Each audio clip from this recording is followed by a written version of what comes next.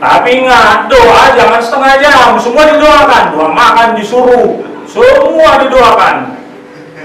Sampai si Presiden Amerika pun didoakan.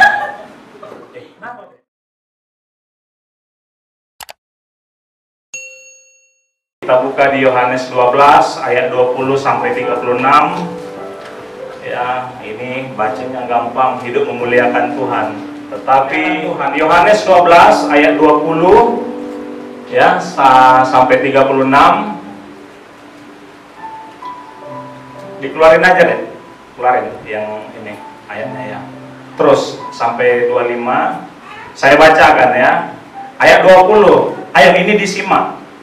Ini Yohanes yang menulis. Ya, Yohanes. Ada versi Matius, Markus, Lukas. Ini Yohanes, murid yang terdekat sama Tuhan. Dia menulis begini. Di antara mereka yang berangkat untuk beribadah pada hari raya itu terdapat beberapa orang Yunani. Hari itu adalah hari perayaan Paskah bagi orang Yahudi. Tahu kenapa mereka merayakan Paskah? Ya, halo? Ada orang di sini? Tahu kenapa?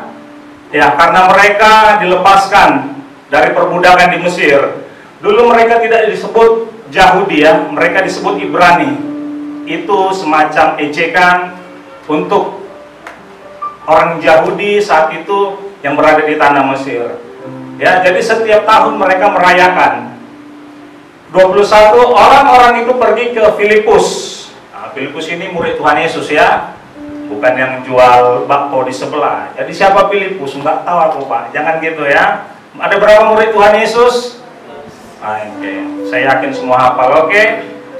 Yang berasal dari Betsaida di Galilea lalu berkata kepadanya, Tuhan, kami ingin bertemu dengan Yesus. Filipus pergi memberitahukannya kepada Andreas. Andreas dan Filipus menyampaikan pula kepada Yesus. Ayat 23. Tetapi Yesus menjawab mereka, katanya, telah tiba saatnya anak manusia dimuliakan. Orang ingin berjumpa, tiba-tiba Tuhan berkata, telah tiba saatnya anak manusia dimuliakan. Secara sekilas sombong Tuhan ini ya. 24. Aku berkata kepadamu, sesungguhnya jikalau biji gandum tidak jatuh ke dalam tanah dan mati, ya tetap satu biji saja. Tetapi jika ia mati, ia akan menghasilkan banyak buah. Tambah nggak nyambung lagi. Belum ada nanya apapun, ada yang mau jumpa Yesus, dia langsung mengeluarkan ini perumpamaan ini. Jikalau biji gandum, Tuhan berumpama. Baru ayat 25, barang siapa mencintai nyawanya, dia akan kehilangan nyawanya. Tetapi barang siapa tidak mencintai nyawanya di dunia ini, dia akan memeliharanya untuk hidup yang kekal. Alkitab mencatat. Makin tak jelas lagi kan? Belum ada tanya say hello, apa kabar, ada orang yang mau jumpa. Tuhan udah langsung ngomong cerita nyawa. Seram kan? Ayat 26. Barang siapa melayani aku, ia harus mengikut aku. Dan di mana aku berada, di situ pun pelayanku akan berada. Barang siapa melayani aku, ia akan dihormati Bapa. Makin hebat aja. Kalau dia dengar orang orang Farisi, naik tensinya ya. Ayat 27. Sekarang jiwaku terharu, dan apakah yang akan kukatakan? Bapa, selamatkanlah aku dari saat ini. Tidak, sebab untuk itulah aku datang ke dalam saat ini. 28. Bapa, muliakanlah namamu. Maka terdengarlah, tiba-tiba terdengarlah suara dari surga. Aku telah memuliakannya, dan aku akan memuliakannya lagi. Ayat 29, orang banyak yang berdiri di situ mendengarkannya berkata bahwa itu bunyi guntur. Ada pula yang berkata, seorang malaikat telah berbicara dengan dia. Kalau ada seseorang yang mendengarkan suara hatinya berbicara, jangan abaikan ya. Jangan bilang itu suara guntur. Ya, jangan mencuri. Jangan tinggalkan Tuhan. Enggak, jangan mencuri, jangan berbohong. Ya, jangan ada yang bilang itu bunyi guntur. Karena bunyi guntur itu menakutkan ya. Tetapi kalau dari surga itu bikin damai sejahtera. Jawab Yesus, suara itu telah terdengar bukan oleh karena aku, melainkan oleh karena kamu. Tuhan berbicara dari surga, mengatakan bukan karena dia, tetapi karena kamu. Ayat 31, Perhatikan pelan-pelan. Sekarang berlangsung penghakiman atas dunia ini. Sekarang juga penguasa dunia ini akan dilempar keluar. Dan aku, apabila aku ditinggikan dari bumi, aku akan menarik semua orang datang kepadaku. 33, ini dikatakannya untuk menyatakan bagaimana cara ia akan mati. Orang datang mau menjumpai Yesus, dia ngomong tentang kematiannya. Saya jumpai Pak Alex, ya kan, mau jumpa, panggil Gilbert, panggil Papi ya. Pak Alex ngomong tentang kematiannya, ya kan, pusing kan? Tetapi perhatikan, ya, 34. Lalu jawab orang banyak itu, kami telah mendengar dari hukum Taurat bahwa Mesias tetap hidup selama-lamanya. Bagaimana mungkin engkau mengatakan bahwa anak manusia harus ditinggikan? Melihat dari mata jasmani. Siapakah anak manusia itu? 35, kata Yesus kepada mereka, hanya sedikit waktu lagi terang ada di antara kamu. Selama terang itu ada padamu, percayalah kepadanya, supaya kegelapan jangan menguasai kamu. Barang siapa berjalan dalam kegelapan, ia tidak tahu kemana ia pergi. Ya, itu ada lagi ayat 36-nya. Ya, tiba-tiba Yesus pergi, dia bersembunyi. Lanjut deh. Ya. Next. Perikop hari ini, tema khotbah hari ini memuliakan Tuhan, sama dengan memberitakan kematiannya. Bapak Ibu yang terkasih, kita gampang mengatakan kita memuliakan Tuhan. Iya, memuliakan Tuhan dari ayat yang kita baca tadi, memuliakan Tuhan. Tapi perilaku, cara kita bersikap di dunia kerja, di lingkungan masyarakat, kita tidak sedang memberitakan kematiannya. Memberitakan kematiannya itu apa? Ada mukjizat, ada kuasa, ada terobosan. Tetapi sekali lagi, gampang kita bilang, Anda memuliakan Tuhan, iya. Tapi ingat, memuliakan Tuhan itu sama dengan memberitakan kematian Tuhan. Tanpa kematian Dia, sia-sia kita ini. Ibadah kita sia-sia, doa kita sia-sia, pengorbanan kita sia-sia. Dan kematiannya bukan hanya kematian seperti manusia biasa. Pada hari ketiga, Dia bangkit dari antara orang-orang mati, dan Dia megang itu kunci maut itu. Tapi kenapa sering kita ya klise aja memuliakan Tuhan? Saya belajar, ayo kita semua belajar. Di saat kita memuliakan Tuhan di luar sana dalam waktu 24 jam, baik dalam kita beraktivitas ataupun dalam keadaan kita beristirahat, itu ingat, kita memberitakan kematiannya. Ya, kalau kita dulu 3 bulan sebelum Natal, apalagi sebelum Covid kan, apalagi orang Batak udah hepot itu, tahu hepot, sibuk bikin panitia. Kaum ibu sudah sibuk cari-cari partitur lagu. Ya kan, gereja sana 4 suara, kita bikin 6. Ya, 2 suara vals, 3 suara kaleng. Pokoknya bikin sepanitia sehebat mungkin. Konsumsinya apa? Bikin senak mungkin. Ya, walaupun kadang sering terjadi perselisihan, terjadi. Tetapi di sini inti dari Kristus itu sendiri apa? Kematiannya. Jarang kita ya mengadakan panitia kematian Tuhan Yesus. Ya, nggak ada ya. Tapi hati-hati Bapak Ibu yang terkasih, jangan zaman itu menggeser esensi daripada kematian Tuhan itu. Ya, Natal kita sukacita. Dia lahir, jelas. Dia lahir ke dunia ini, tetapi beberapa tahun ke depan Dia harus mati untuk menebus kita atas dosa-dosa kita. Next deh, lanjut. Ya. Tadi di ayat 24, Biji gandum harus jatuh ke tanah, ke dalam tanah dan mati. Ke dalam tanah dan mati. Itu sama dengan multiplikasi. Tuhan sudah melakukan itu. Dia perumpamakan tadi biji gandum. Biji gandum nggak bisa hanya disimpan di dalam lumbung, nggak jadi apa-apa. Tetap biji, tapi dia harus berkorban untuk dia jatuh ke dalam tanah. Jatuh ke dalam tanah dia mati, tapi dia akan menumbuhkan biji-biji gandum yang baru. Bukan hanya satu, lebih dari satu. Itu terjadi juga atas kita.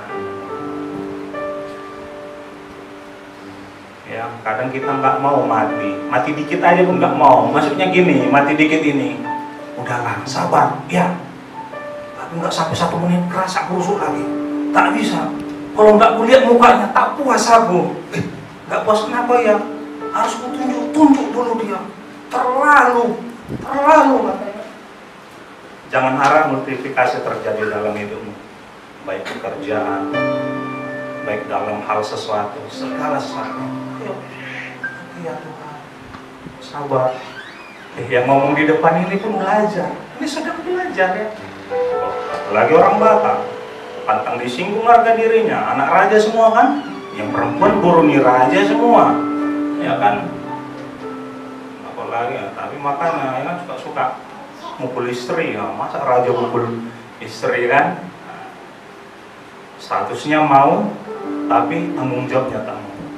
Ingat ya, kita harus mati dalam kedagingan kita. Ayo yang kerja, yang mungkin mengajar, pelayanan, atau ibu rumah tangga. Kita ibarat biji gandum. Kita harus jatuh ke dalam tanah itu dan mati. Supaya apa? Multiplikasi. Multiplikasinya apa? Apa yang kita doakan, yang kita kerjakan, itu akan berbuah, akan berlipat ganda. Pak, saya nggak bisa Pak, nggak sabar. Makanya jangan cari kawan yang suka kongko di warung tua. Kan ada persekutuan, kita di pusat juga ada doa 24 jam. Ada korban sih yang harus kita bayar, mungkin di kota atau apa. Tapi ayo mendekat kepada saudara-saudara seiman. Pak Alex di tempat ini pun siap ya untuk memuridkan. Jangan pernah lupa ya, ini semua proses tidak bisa cepat, harus belajar. Amin. Ayo adik, terus next. Ini yang Tuhan lakukan ya. Siap kehilangan nyawa. Ini sering kita gaungkan ya, kita sharing lah. Siap kehilangan nyawa. Belum nyawa yang diminta, tapi orang sudah banyak menjual imannya, menjual Kristus. Ayo tanya pribadi, siap kehilangan nyawa enggak? Jangankan nyawa Tuhan, harga diri aja kadang berat. Ya, apalagi kita ditekan, diperhadapkan sama satu kondisi yang itu bukan kesalahan kita, yang itu bukan suatu problem kita, tetapi kita diperhadapkan dengan hal itu. Ya, kalau orang pelayanan bilang padang gurun, tetapi sekali lagi Tuhan siap kehilangan nyawa. Dan ini dikatakan dia, siapa yang siap kehilangan nyawa, dia memperoleh hidup yang kekal. Tanpa pengorbanan Kristus, ya sia-sia apa kita ini, ibadah kita ini. Kedua, tidak ada yang namanya surga yang kekal, yang ada neraka yang kekal. Tetapi hari ini kita memperoleh hidup yang kekal bersama-sama dengan Tuhan. Kita di sana nanti memuji menyembah, yang dimana akhir-akhir ini tertawakan dunia. Serius, jujur, kita nggak bisa menghindari hal ini. Di dunia kerja, dimanapun ya. Saya beberapa bulan lalu resign dari tempat yang lama, kebetulan kami pabrik yang besar, Kristen, tapi tinggalkan Tuhan banyak untuk posisi, untuk jabatan, agar cepat dipermanen, bermarga semua itu ya.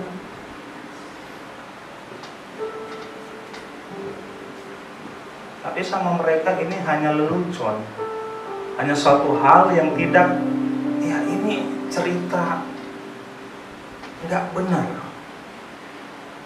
Ingat, kalau kita sudah percaya sama Tuhan, jangan sia-sia. Ya, mulailah belajar dari penyangkalan kedagingan kita, baru kita siap kehilangan nyawa. Siap kehilangan nyawa ini bisa kita artikan luas. Ya, bukan ya banyak orang siap kehilangan nyawa kayak kejadian kemarin, ya kan, mencelakai orang, itu enggak, itu merusak suasana itu.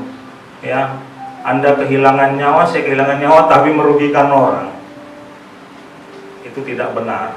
Ya, kehilangan nyawa untuk Kristus, ya kan. Kalau kita diintimidasi, kalau kita dihina orang, kan 2,5 nyawa kita itu hilang kan? Ya kan? Betul nggak? Cobalah, ya kan, diejek orang kita, dikata-katai orang, udah 1/2 hilang nyawa itu. Kayak nggak ada lagi harga diri kita, arti hidup kita. Tapi bukan karena nggak bayar arisan ya, atau nggak bayar tagihannya, karena Kristus. Pak, saya siap dihina, kenapa? Iya, utang sana, utang sini. Jangan, itu memalukan Tuhan. Saya dihina, Pak, kenapa? Iya, karena semua hanya saya orang percaya. Bahkan ada orang percaya tapi mereka hanya katanya saja percaya, menghina saya karena setiap hari Minggu saya ke gereja, setiap pagi saya berdoa, mereka mengejek saya, Pak. Hidup yang kekal ada sama kita. Amin. Ya, next.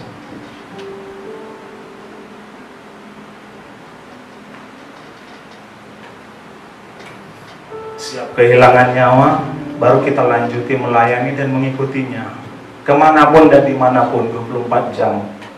Ya, Bapak Ibu lihat saya di sini, keren kan?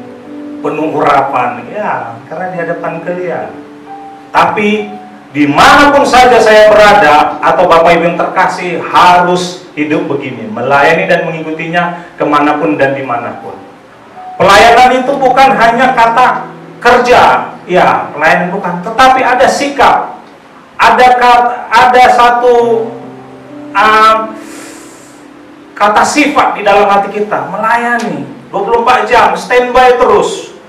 Ya, tiba-tiba ada yang kerasukan, standby, bisa didoain. Ada yang sakit, dia 24 jam di sini, melayani dan mengikutinya kemanapun dan dimanapun, apapun kondisinya.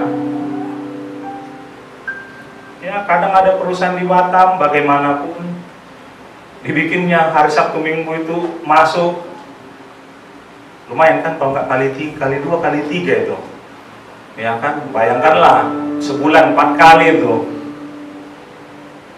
udah lumayan kan. Tetapi Bapak Ibu, adik-adik di sini mungkin yang kerja, hati-hati. Kadang ada pimpinan kita sengaja dibuat hal itu biar kita jauh dari Tuhan.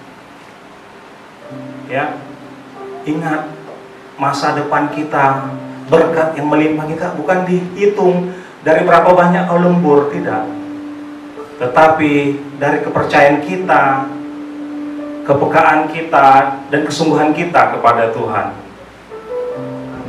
Ya, melayani Tuhan. Ada yang sampah berserak sambil jalan, ambil, buang. Ada yang perlu dibantu, entah siapapun, tolong.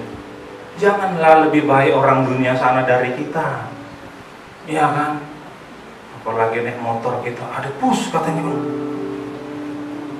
yang pergi, itu jahat itu. Ya, puji nama Tuhan sampai detik ini saya nggak pernah kecelakaan. Karena beberapa orang kecelakaan depan saya berhenti. Pak, tolong dulu telepon yang ini. Saya telepon, ini keluargamu lagi. Saya tungguin. Tiba-tiba datang polisi, Bu, saya tinggal ya, udah apa ya. Yang tabrak mana? Udah lari, Bu. Nah, itu masalah itu. Jangan kita sebagai masih banyak lah keterbatasan kita. Aku senanglah karena apa? Itu tadi, kita setia dan tetap standby melayani. Dan ingat, pelayanan bukan karena ada motif tertentu. Hati-hati. Melayani dan mengikutinya kemanapun dan dimanapun, ayat 26 itu sama dengan pelayanan yang penuh kuasa. Ini yang kerennya. Nanti kalau bisa Pak Ferdi didalamin lagi nih dari bahasa aslinya Ibrani Yunani, dihormati Bapa. Tuhan hormat sama kita, apalah kita ini. Karena ini melayani dan mengikutinya kemanapun dan dimanapun. Baca itu ayat 26. Saya mempersiapkan khotbah ini, di sini saya langsung berhenti. Apa dihormati Bapa? Pak Jokowi datang, dia menghormati saya. Terus apa yang ada Pak Jokowi saya minta pasti dikasih kan? Karena ini banyak kita nggak mengerti pelayanan, arti pelayanan itu bukan karena iyalah ada kawan di situ, enggak. Ada yang ganteng di situ, ikutlah pelayanan. Cantik situ, ikut pelayanan. Terakhir ada semuanya ada pergumulan tiba-tiba hilang, nggak nampak, nomor handphonenya pun ganti, nomor WA-nya pun ganti kayak artis, ya kan? Pelayanan yang penuh kuasa, dihormati Bapa. Ya, ke depan ini akan kita gali ini, dihormati kayak mana ini? Masa Tuhan hormat sama kita hanya gara-gara kita melayani Dia 24 jam? Berarti kalau kita sungguh-sungguh melayani Dia 24 jam, ingat ya, pelayanan itu maknanya luas, bukan hanya di gereja datang. Pelayanan 24 jam, internal hati kita, Bapa senantiasa menghormati kita. Lanjut deh. Siap dan rela berkorban. Saya agak berat juga baca ini. Terkasih, siap dan rela berkorban. Banyak orang-orang percaya, banyak kita orang-orang yang dimenangkan, yang percaya kepada Tuhan. Kita hanya berdoa untuk kita. Begitu Tuhan sudah memberkati kita, kita lupa untuk rela berkorban. Siap dan rela berkorban. Ini pun maknanya luas. Ya, saya berkorban, saya mengasihi Dia.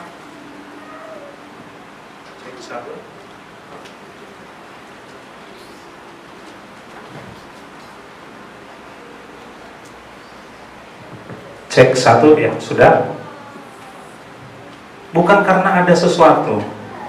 Bapak Ibu yang terkasih, biasakan kalau kita memberkati orang, kita mengasihi orang, kita membantu orang karena tidak ada motif yang lain.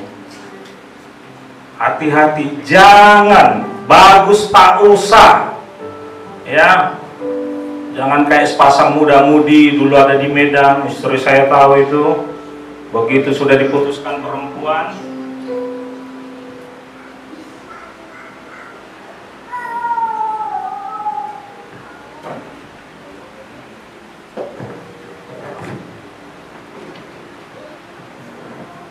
cek, ya, tagihan datang ke si wanita.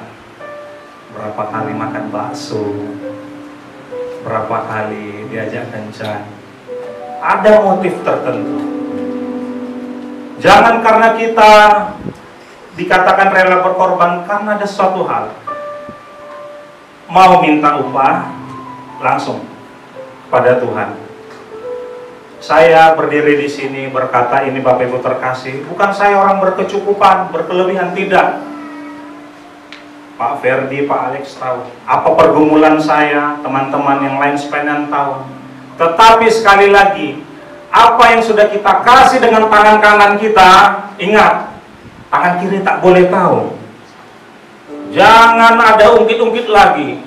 Dulu, kalau nggak gara-gara aku, nggak ada hewan itu. Nggak kayak sekarang itu. Jangan Bapak Ibu terkasih, Tuhan itu marah. Apa yang ada padamu, beri. Kalau itu menjadi mencelakai kau, tak usah beri. Ya, biar kau dimuliakan Bapa, biar kita dimuliakan Bapa. Amin. Banyak kita begitu. Ada motif-motif tertentu. Tetapi saya yakin dan percaya di tempat ini tidak ada yang begitu ya. Siap dan rela berkorban, tulus. Ingat, ada kalanya walaupun kita bergumul, kita dalam keadaan kekurangan, tapi Tuhan suruh kita. Tuhan kadang kasih berkat sama kita untuk memberkat yang lain. Itu harus peka. Oke? Ya, jangan tegang, lanjut ya. Tuhan sudah bangkit ya. Jangan tegang. Yang ketiga, penghakiman atas dunia terjadi. Ini yang Tuhan janjikan. Udah, iblis dikalahkan, selesai. Ya, Bapak Ibu terkasih, tradisi kalau kami dulu setiap hari kematian di pagi-pagi hari Minggu rame-rame ke kuburan. Ya kan, nggak tahu tujuannya apa. Ya, nggak Alkitabiah itu. Ya kan Pak? Alkitabiah itu ke kuburan atau karena mengikuti Maria pagi-pagi hari. Tapi masalahnya di kuburan banyak bikin yang aneh-aneh juga. Saya berapa dulu lihat itu, ada yang minta nomor, minta ini apa. Ngomong dia, curhat dia di situ. Hati-hati, pergeseran itu jangan sampai terjadi. Puji Tuhan, kayak ini satu Batam tadi pagi ya, hujan ya, atau Batu aja atau di Amarin aja hujan tadi. Kebetulan kita nggak jauh, 2 kilo aja dari kami kuburan terbesar itu, Setemiang itu. Kalau enggak udah banyak ke situ orang-orang percaya, orang Kristen yang katanya percaya, minta nomor togel. Saya yakin itu. Karena itu momennya pas. Tuhan berkehendak, katanya kamu tambahin lagi kata Tuhan. Ya, ingat, iblis sudah dikalahkan. Hari ini masih ada yang percaya kuasa-kuasa turun-temurun, opung-opungnya, okultisme. Ayo, segera bertobat. Buang itu jauh-jauh, jangan terikat. Ya, aku lahir tanggal sekian, di keluargaku siap. Tak ada itu, dalam nama Tuhan Yesus dipatahkan. Iblis sudah dikalahkan, penghakiman atas dunia sudah terjadi. Masalahnya banyak kita yang mau diintimidasi. Ya kan, ada orang kerasukan, datang, aku pengoyak katanya kan. Baru tadi nyanyi, hidup jadi berarti sebab Yesus hidup, ya kan? Pemuda, ya Pung dari mana? Ya kan? Banyak Bapak Ibu terkasih. Keluarga saya, keluarga orang percaya, ya. Mayoritas semuanya megang jabatan lah di gereja, minimal sintua. Tapi kalau yang untuk yang satu itu jangan tanya. Harus gini, ya ikut semua itu. Marah nanti opung, takut kali dia, takut sial katanya. Sekali lagi iblis dikalahkan. Kalau ada yang mengintimidasi engkau mungkin dari kampung halaman atau apa, kau nggak mau apa begini, nanti sial kau, marah nanti opung kita ini kita. Dalam nama Tuhan Yesus, Tuhan yang marah. Ya saya paling apa nih kalau masalah ada toleransi ke dalam hal-hal yang tidak benar ini, ya apalagi dalam okultisme. Dulu pernikahan kami, kebetulan di sini yang tertua dari bapak kakak adik, sebelum kalian melakukan pernikahan, amang katanya kan, ziarah ke tempat mak tua kalian. Ziarah ngapain? Iya, biar lancar semua acara itu. Kalau datang nanti dia suruh jumpai saya. Benar, saya ingat ya, bukan karena kesombongan kita, kampung kita, karena ada Kristus. Kalau dia datang nanti suruh jumpai saya, Maksudnya apa? Kok suruh jumpa dia? Terus saya tengking, siapa itu? Terakhir Bapak Ibu yang terkasih, orang tua saya diuji. Tahu diuji bagaimana? Itu hujan lebat. Ada satu dandang katanya nasi hampir basi. Bahkan udah aku bilang, saya dalam nama Tuhan Yesus. Puji Tuhan tak basi memang. Iya kan? Jadi jangan mau diintimidasi, nak. Kau paling kecil harus jadi kau, sama ini harus begini. Enggak. Tapi ingat, bukan melawan sama orang tua ya. Tetap hormat, respect. Orang tua kita begitu karena mereka dulu tidak mengerti kebenaran. Kenapa mereka nggak mengerti kebenaran? Kakek nenek moyang kita dulu ya hanya percaya saja. Percaya ada tujuan seperti yang sebelumnya tadi. Ada maksud tertentu. Biar aku tidak sial. Biar aku tidak rugi. Padahal ngikut Tuhan itu pasti tetap untung. Amin. Oke, lanjut.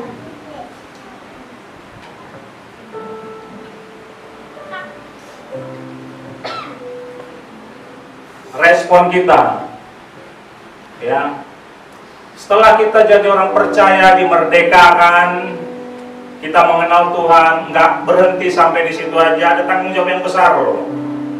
Saya, Bapak Ibu terkasih, adik-adik terkasih semua, meninggikan nama Tuhan 24 jam. Melalui apa? Doa, pujian, penyembahan kita. Itu harus. Ya, teman satu saya kerja ada 25 tahun, ganteng.